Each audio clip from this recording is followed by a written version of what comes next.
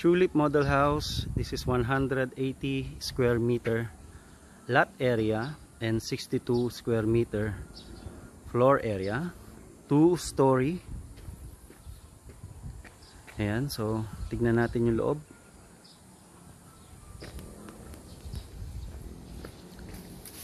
So ito yung living area.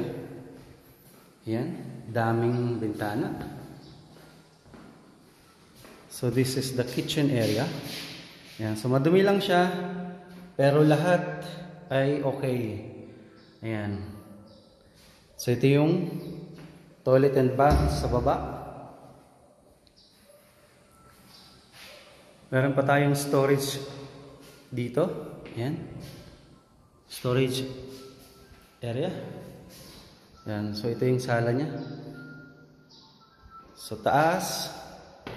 So intact pa rin yung yung hagdan. So ito yung toilet and bath niya. This is the one room. Yan.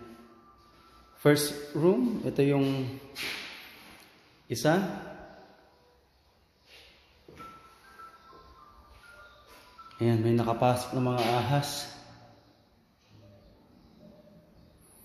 Ayan, so malinis yung taas niya, sa baba lang madumi.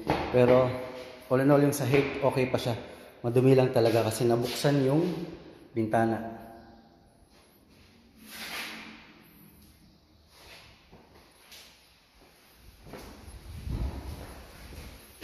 Ayan, yung master's bedroom may sariling toilet and bath. Ayan, ito.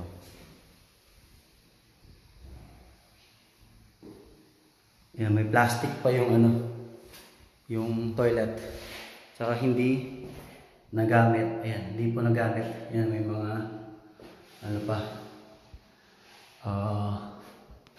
pintura. Ayan, so nakabukas lang yan, kaya pasok yung mga alikabok.